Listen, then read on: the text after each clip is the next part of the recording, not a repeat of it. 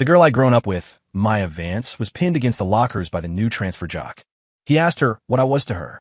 Maya's voice was ice. Just the guy next door. The jock smirked, snaked an arm around her waist, and pulled her in for a hard kiss. Later, after some party, a girl was helping me stumble home when Maya cornered me, her eyes blazing. My friend asked what Maya was to me. I echoed, just the girl next door. The new semester at Northwood High kicked off with some major gossip. Last year's star athlete from Riverton, a guy who was supposedly top tier, had to transfer to Northwood to repeat his senior year because his GPA wasn't cutting it for college. During break, a stampede of students rushed out of the classroom. A minute later, my desk mate, Ryan, stumbled back in, panting. He caught his breath. "Lucas, man, you gotta see this. The new jock in Maya's class? Total poser. Strutting around like he's God's gift, shirt practically painted on to show off his muscles. Seriously, his pecs are huge. I swear he's not here to catch up on credits. He's here to pick up girls. Lucas, man, you gotta see this. The new jock in Maya's class? Total poser. Strutting around like he's God's gift, shirt practically painted on to show off his muscles. Seriously, his pecs are huge. I swear he's not here to catch up on credits. He's here to pick up girls." Sounds like the jock's physique was making Ryan pretty jealous. I didn't even look up from my textbook. No time. Gotta finish this problem set so I can hit the courts after school. Ryan nudged me. "You're not worried about losing your girl, dude? You got the home field advantage, but this guy." Then he shook his head, backtracking. "Nah, forget I said anything. With your whole brainy heartthrob vibe, plus Maya's infamous Ice Queen routine. She's only ever had eyes for you. No way some new guy turns her head." I grinned, a little smug. "Exactly. With my charm. No sweat. Maya Vance and I were childhood sweethearts. Everyone knew it. Our parents were best friends. We were practically betrothed before we were born. At parent-teacher conferences, if one set of parents was busy, the other would cover for both of us, one in each of our respective homerooms. The teachers didn't even blink anymore. Growing up, Maya and I were Northwood's golden couple. I jokingly asked her out plenty of times. She never said no, just blushed and looked down. I took that as a yes. Maya was aloof, kept every guy at arm's length except me. The list of guys she turned down was legendary. Handsome ones, brilliant ones, rich ones. All of them. So, no, I wasn't worried about some transfer jock catching her eye. After school, I saw him. I was waiting for Maya outside her classroom, like always. Her classmates were used to it. Just as we were about to leave, a wave of musky cologne hit me. A guy with a buzz cut stepped in front of Maya. Arrogant eyes, a cocky smirk. "Maya Vance, we're throwing a welcome party for me tonight. You should come." Maya didn't even glance his way. "No, time." She took a couple of steps, then looked back at me. "Lucas, let's go."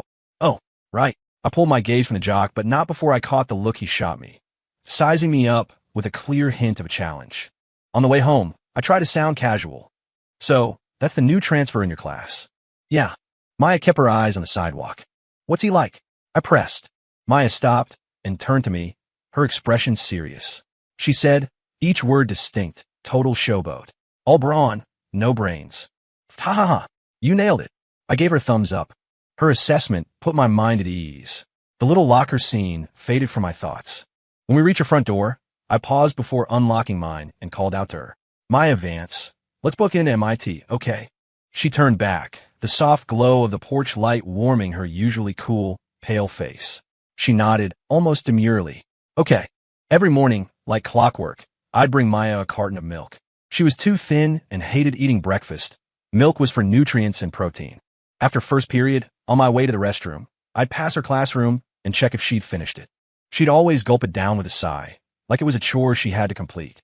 Today, Ryan and I were coming back from the restroom. As usual, I tossed a peach-flavored hard candy through her open window to remind her. She unscrewed the milk cap and took a sip, but someone else snatched the candy off the floor before she could. Maya frowned. "Chris, give that back." "Hey, gorgeous, save me. I'm practically dying of low blood sugar here. This candy is my only hope." The guy, Chris, turned with a lazy grin, his eyes meeting mine. His smile widened when he saw me, but it was just a fleeting glance, like he was deliberately ignoring me. Then he whipped his head back to Maya, noticing her glare. All right, keep it. So stingy." Chris tossed the candy onto Maya's desk, then picked up her milk, asking with feigned curiosity, "You always drink this brand. Is it any good?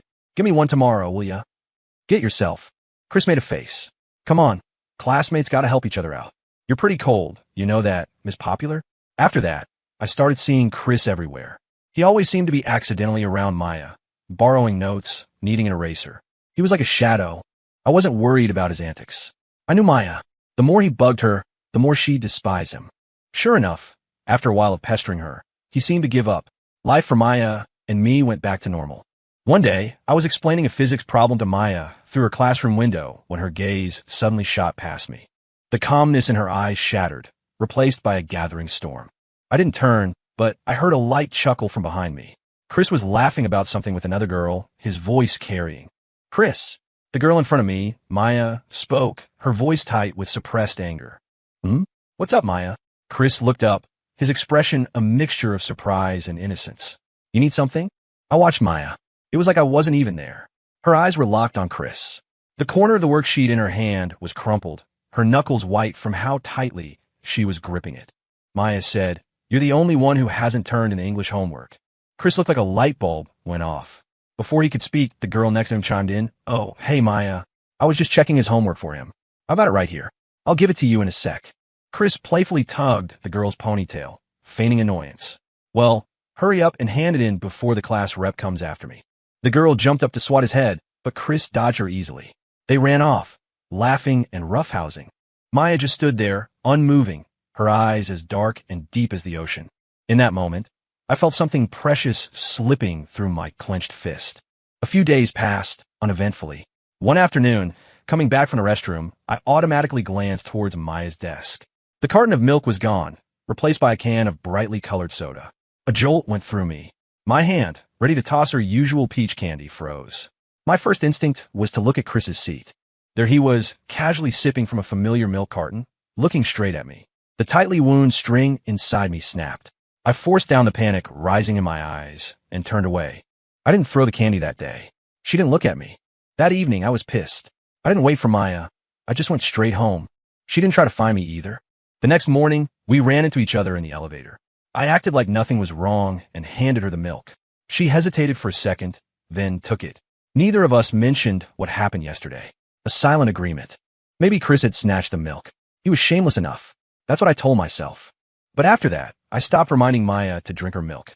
The peach candies I used to toss her, I ate them myself, one every day. Ryan noticed something was off between us because I didn't stop by our classroom anymore on restroom breaks. No way, Lucas. Did that jock actually swoop in and steal your girl? Is my favorite golden couple officially over? I tapped his forehead with my pen. Focus on your studies. Midterms are coming up. Ryan rubbed his head.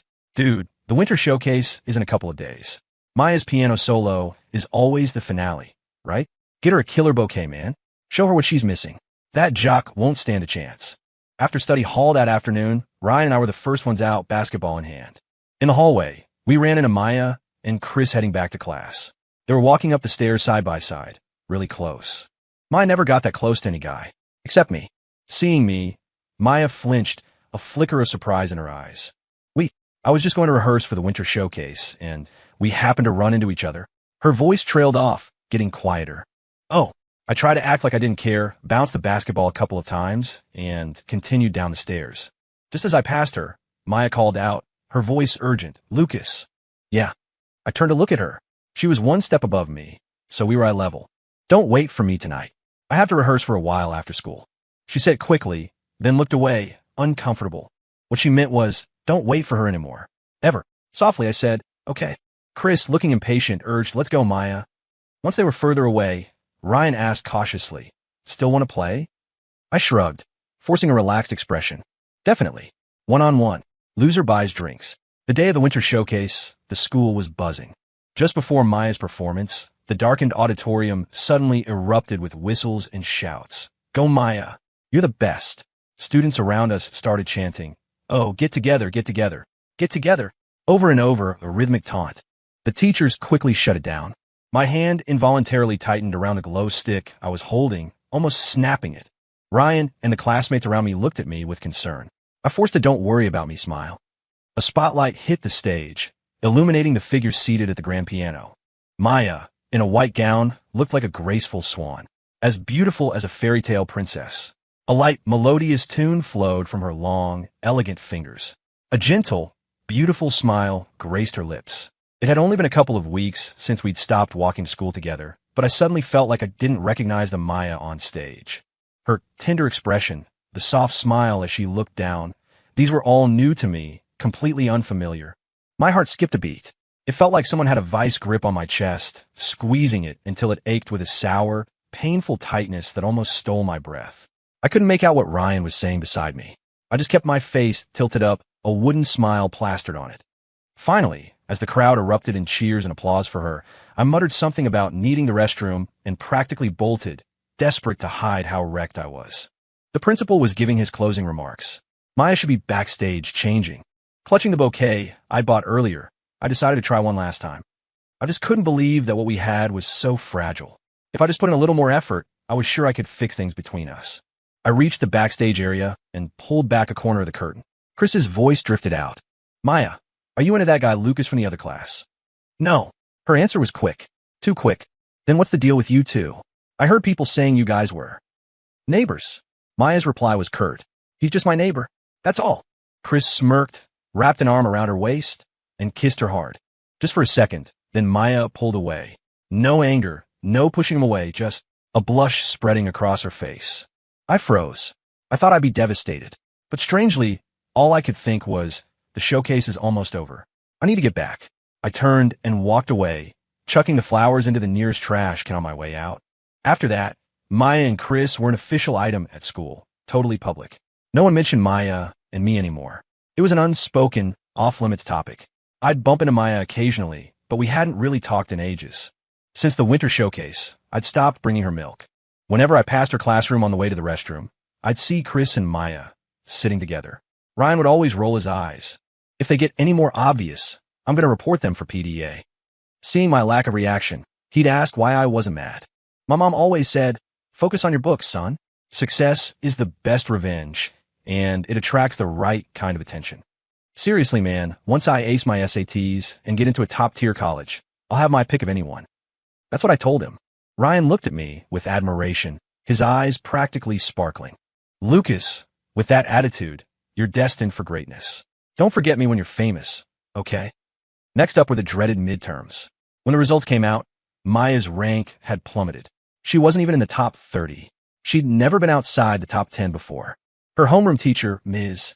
Davison, found me looking hesitant. Lucas, about Maya and Chris. I've spoken to them. They promised me they'd focus on their study from now on. I was hoping you could still help Maya out, like you used to. I'm sure you don't want to see her throw everything away. I used to tutor Maya in all her tough subjects. I thought for a few seconds, then said seriously, Ms. Davison, it's senior year. I'm swamped with my own studies. I really don't have the bandwidth to help Maya. I'm sure after your talk, she'll be able to catch up on her own. Time to ditch the savior complex. Her destiny was her own. I wasn't a saint. I had no obligation or responsibility for Maya's academics. Her future was up to her. Ms. Davison sighed. All right, I understand. You can go back to class. Ms. Davison then called Maya's parents. That evening, when I got home, Maya's parents were waiting in our living room. Seeing me, Mrs. Vance asked delicately, Lucas, dear, we haven't seen you over at our place with Maya in a while. Did you two have a fight? They'd always jokingly called me their future son-in-law. Maya had never been close to any guy but me. Suddenly finding out she was seriously dating someone else must have shocked and worried them. But I could tell they hadn't really reprimanded Maya. In fact, after I shook my head and said we hadn't fought, there was a hint of reproach in Mrs. Vance's tone. Lucas, our Maya, is a beautiful girl, but she's very naive. We always told you to look out for her at school. Make sure no one took advantage of her. Now, you're still at the top of your class, but her grades have dropped so much. You're already doing so well. Couldn't you spare a little energy to help our Maya? Then you could both get into good colleges. They didn't mention Maya's new boyfriend at all. Instead, they seemed to think it was my fault she was slacking off, that I was being selfish by not helping her. They were putting all the blame on me. Before I could even respond, my mom jumped in. The main reason Maya's grades have dropped is because she's too focused on her new relationship. Lucas can help all he wants, but Maya has to want to improve herself. They grew up together, practically joined at the hip. Why would Maya suddenly start dating someone else? It seems Maya's a bit fickle, both with her studies and her feelings. My mom's words left Maya's parents speechless. I secretly gave Mom a thumbs up. She shot me a triumphant look. The Vances didn't get what they wanted. Instead, they left with their tails between their legs, looking thoroughly embarrassed. Life settled back into a new normal. Maya and I had gone our separate ways, by unspoken agreement. No dramatic arguments, no tearful goodbyes. Just like she'd said, we were truly just neighbors now. Without Maya's schoolwork to worry about, I poured all my energy into my own. Besides studying, I even had time to shoot hoops every day. Life was busy, but fulfilling. Today, I was coming back from discussing a problem with Mr. Harrison, our physics teacher, when I sensed a weird vibe in the classroom, a mix of tension and excitement. Ryan, my desk mate, leaned in conspiratorially. Lucas, dude, guess what? We're getting a new student, and she's gorgeous. A transfer? This late in the semester? How's she going to catch up? I asked, puzzled. Man, you don't get it. It's like those people who game the system for college admissions, you know? Get their transcripts padded at some fancy prep school in the city, then transfer to a smaller town like ours to ace the SATs and look like a superstar. What's that term for it? Like, an unfair advantage. Ryan was still racking his brain for the right word. You mean like she's on a whole other level? See, this is why you need to study more. I tapped Ryan on the head. Lucas, your reign as valedictorian might be over. I'm already mourning for you, man. 3 minutes of silence. Ryan clutched his head, still clowning around. Hey, it ain't over till it's over. Anyone could be a dark horse, right? And who knows? Maybe she's the dark horse. I said confidently. Yeah, you're the darkest horse. The darkest in the class. No, the whole grade. Just before the bell, our homeroom teacher, Mrs. Albright, walked in with a girl. Oh my God, wow, I think I'm dead. Ryan gasped when he saw the new student. I looked up, and my eyes met hers. She was wearing our standard Northwood high polo and skirt, with her hair in a simple ponytail and wispy bangs. The plainest outfit, yet she looked incredibly vibrant and youthful. A delicate oval face, flawless porcelain skin, and big, round eyes. Class, this is our new student, Julia Lane. Please make her feel welcome. Julia's just arrived and might need some time to adjust, so I expect all of you to help her get up to speed with our class. Julia, why don't you take the empty seat in front of Lucas? Lucas, please look after our new classmate. Okay. Mrs. Albright arranged everything smoothly. I nodded. Julia glanced at me gratefully and walked towards us. Yes, Mrs. Albright finally did something right. Ryan pumped his fist, whispering, then added, if she beats you for top spot, I'm totally okay with that. Get lost. Traitor. Hi everyone. I'm Julia Lane. It's nice to meet you all. Please, I hope we can all get along. Her smile was sweet, revealing faint dimples. Her voice was soft and pleasant, clear and pure. Whenever she didn't understand something in class or got stuck on a problem, she'd turn around and look at me with an almost pleading expression, and I'd patiently explain it to her, breaking down the concepts.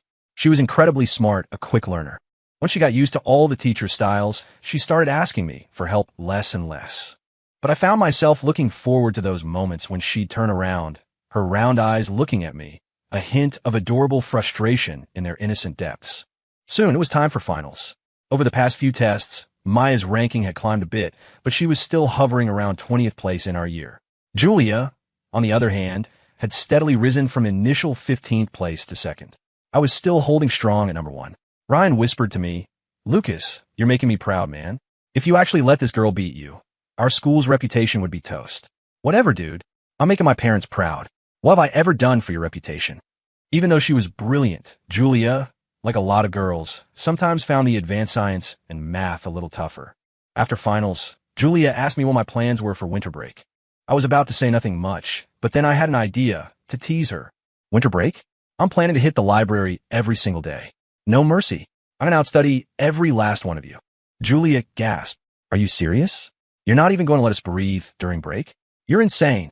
She thought for a moment, then added, nope, I'm in. If you can't beat him, join him. Join what? Where are we going? I want to go too. Ryan, who'd been goofing off nearby, jumped in. Me too. Count me in. Other classmates who'd overheard my library plans started signing up. After all, it was senior year. No one could afford to slack off. Everyone even came up with a name for our winter break study group, the Ace It Crew, as in, ace every test, know every question. And they enthusiastically nominated me as team leader. They even defined the leader's responsibilities, taking attendance, penalties for unexcused absences or lateness, and, of course, answering everyone's questions. I instantly regretted it. I'd just been trying to tease Julia, and now I'd sign myself up for a massive commitment. Is it too late to back out now? Nope. No takebacks. Julia giggled, covering her mouth. Winter break. I was just heading out to the library when I saw a group of people at the house across the street. Chris and a few of his buddies were ringing Maya's doorbell. My parents had mentioned Maya's folks were out of town for a few days. A few seconds later, Maya opened the door. I glanced at her, then looked away. I heard Chris's laughter. You said you and Lucas were neighbors, but I didn't realize you lived this close. Maya just grunted an affirmative and let them in. After I changed my shoes, I heard Maya's voice from behind me. Lucas, you're avoiding me. It was a statement, not a question. Utter certainty. I almost laughed. You're imagining things. What's going on between you and that transfer student in your class? We're just classmates. Lucas, Chris, who had already gone inside Maya's house, leaned back out. Maya, everyone's waiting for you. What's taking so long? He shot me a knowing, slightly smug look. Lucas, I hope we can still be friends. I'll talk to you another time. Maya rushed the words out, and before I could react, closed her door. I scoffed, a bitter laugh escaping me. Friends? Neighbors? We'd never used those words for each other. When people teased us, joked about us, she'd never denied it. I had liked Maya. I truly believed Maya had liked me too. But now, I realized I'd been wrong. She'd just been using me as a shield, a convenient way to turn down other guys. And I'd willingly played along, walking her to and from school, bringing her milk, tutoring her. She lapped up the attention, the feeling of being pursued and cared for. To put it bluntly, I'd been her simp.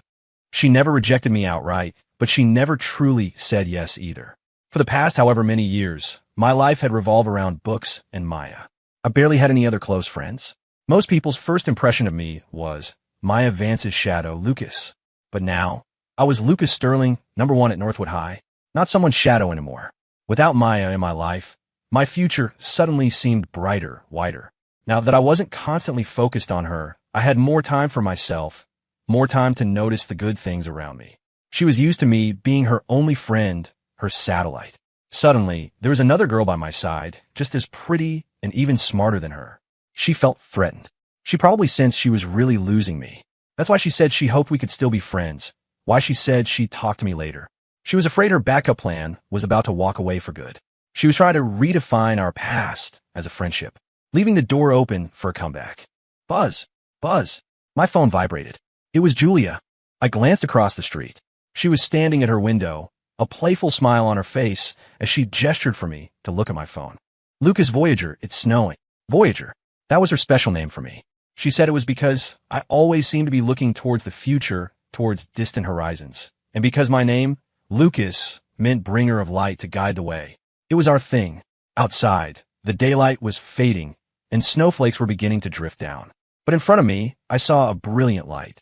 The girl at the window had those lovely dimples, her smile radiant. Another message popped up. It's the first snow of the season. Make a wish. I looked up into her sparkling, shining eyes. Then let's wish for both of us to have amazing, bright futures. New Year's Eve, my family and I were just getting back from dinner at a restaurant. As we waited for the elevator, I saw Maya. She looked like she'd been waiting for a while. Her face was flushed with an anger I'd never seen on her before. Lucas, I need to talk to you. She grabbed my arm and pulled me toward the elevator. My parents looked worried.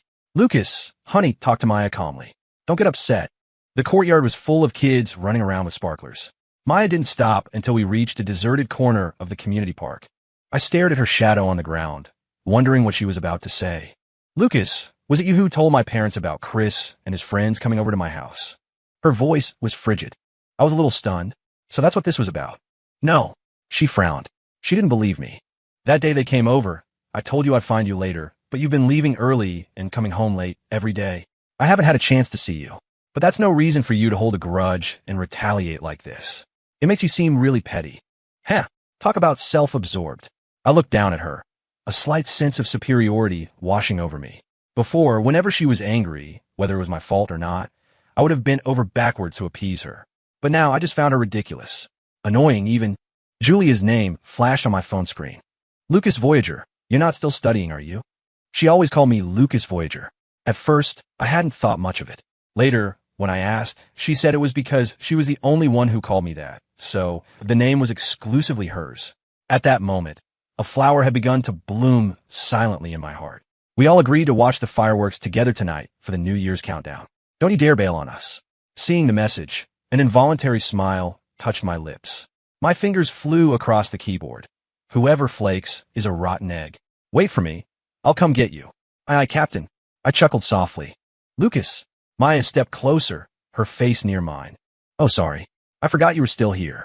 I offered Maya an apology. I thought she'd be furious, but she wasn't. The look in her eyes changed.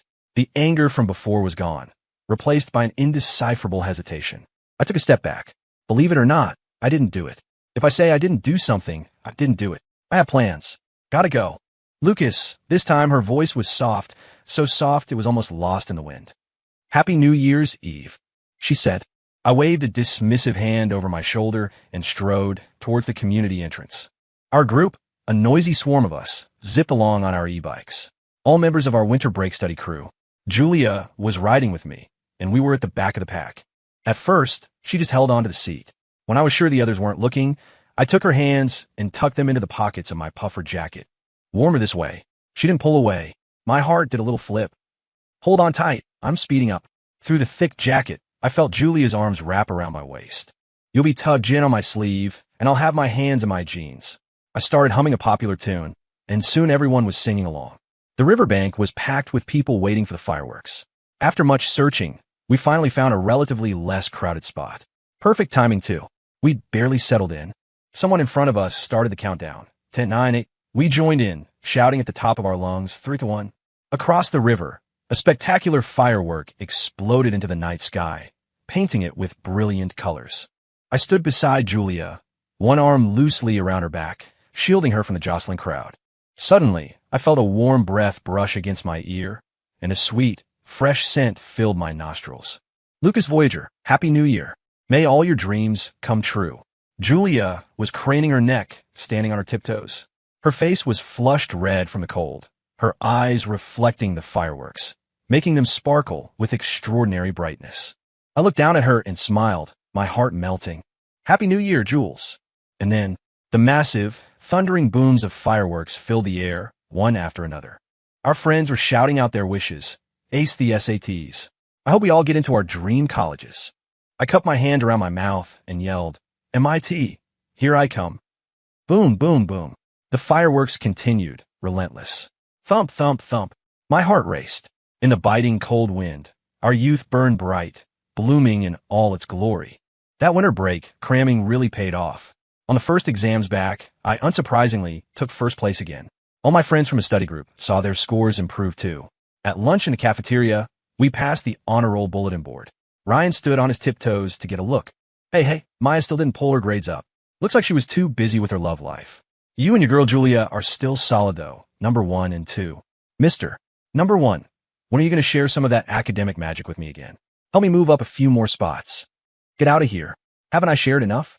You've already jumped so many places. Thanks, mister. Top rank. Maya, turn around. Ryan shut his mouth. She was even thinner than before. Dressed in her puffer jacket, she looked like the next gust of wind could blow her away. Congratulations. Maya looked at me quietly, her voice flat, without emotion. Thanks. The early spring air was still chilly, a breeze cutting between us. We were like two ships that had set sail on different courses, heading for different harbors. Someone ran up from behind and tugged on my sleeve. Lucas Voyager, what are you guys doing? They're going to run out of your favorite chicken drumsticks in the cafeteria. Julia and a couple of other girls jogged past, Julia glancing back with a vibrant smile. Hearing that, I quickly grabbed Ryan and chased after them. We'd run a fair distance before I remembered I hadn't even said goodbye to Maya. I glanced back quickly. She was still standing there, a solitary, fragile figure, looking more alone than ever. Spring turned into summer, and graduation, along with the end of senior year madness, arrived right on schedule.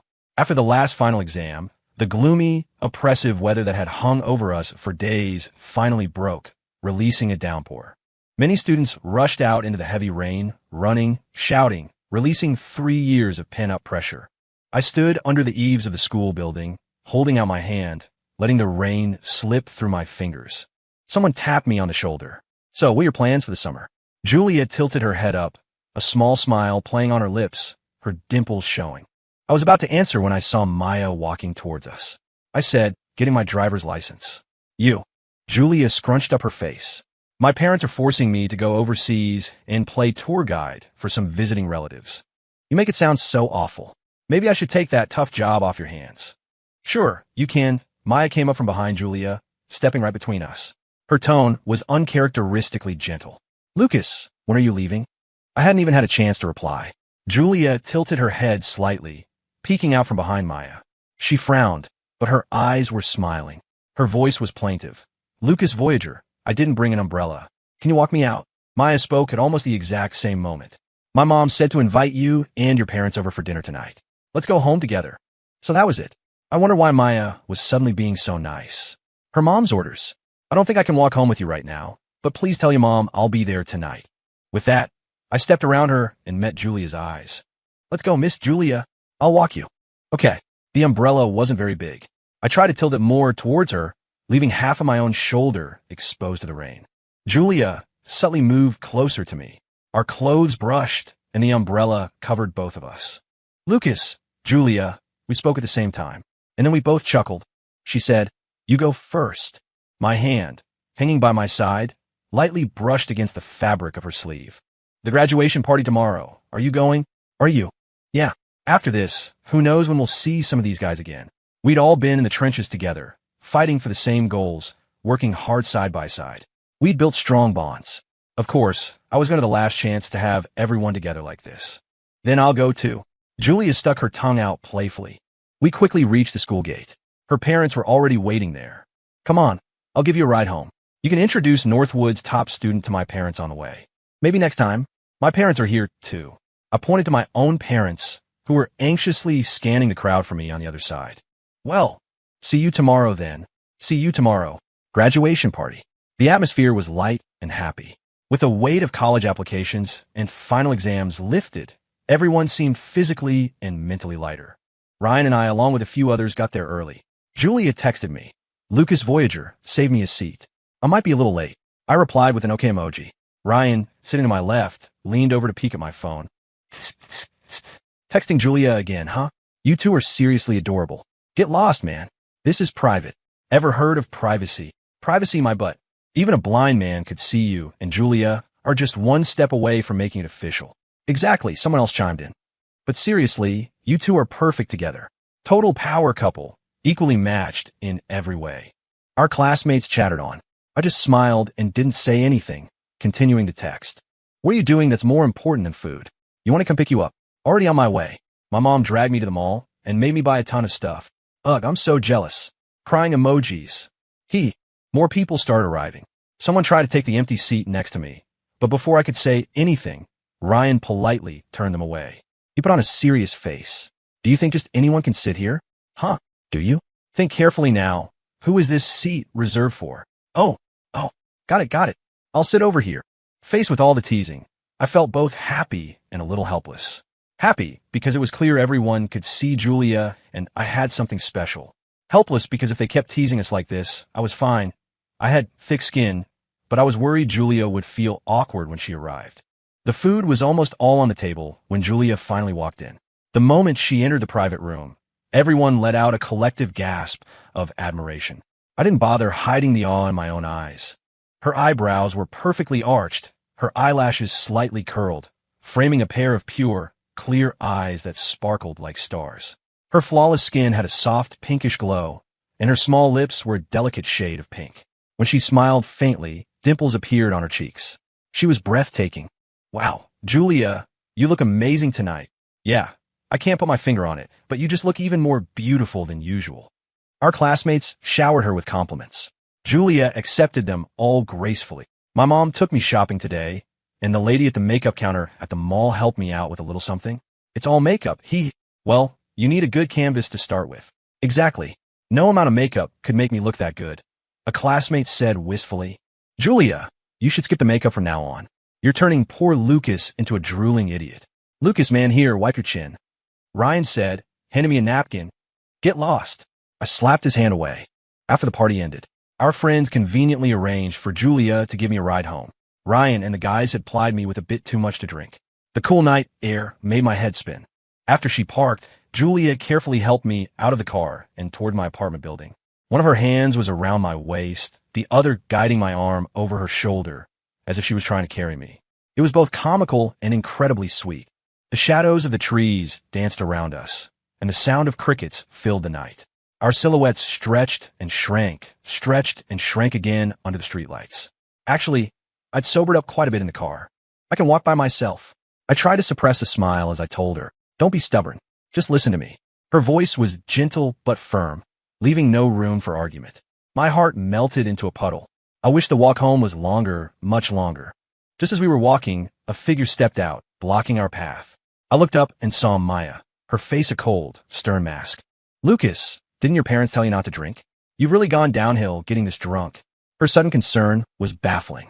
She shot Julia a reproachful look, as if to say Julia was a bad influence. You're Julia, right? Thanks for bringing Lucas home. I'll take it from here. I have a key to his place. Her words dripped with challenge. I saw Julia's eyes instantly fill with hurt and sadness.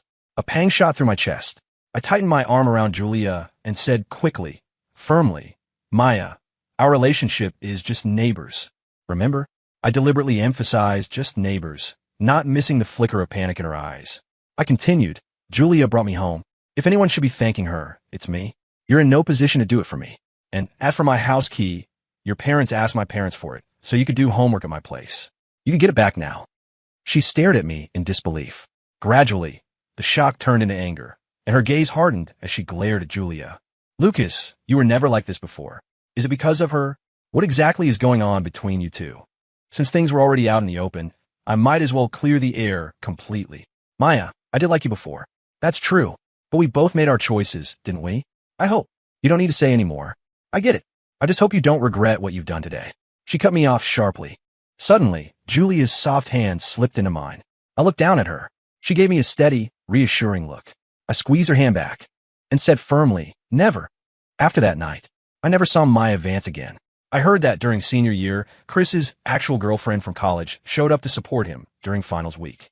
Maya and Chris's relationship fizzled out after that. I also heard she didn't do too well on her college entrance exams and ended up at a less competitive state university. Later, my family moved to a different neighborhood, and I never heard any news about her after that. The day my college acceptance letter arrived, Julia sent me a text, a photo of an acceptance letter. It looked exactly like mine. She had actually applied to the same university as me. No wonder she'd always been so secretive whenever I asked about her dream school. Another text followed. Lucas, let's be together. My heart skipped a beat, then soared with an overwhelming sense of happiness. I texted back, hold on, a guy's supposed to do this. Delete that. Let me ask properly. Then I typed, Julia Lane, will you be my girlfriend? Her reply came, let's see how well you behave. Haha, I promise I'll be on my best behavior. In the vast, boundless sky of our future, a beautiful and bright tapestry was unfurling, silently waiting for us to explore it, to paint our own stories upon it. The road ahead was long, but we'd walk it together, hand in hand, into our future.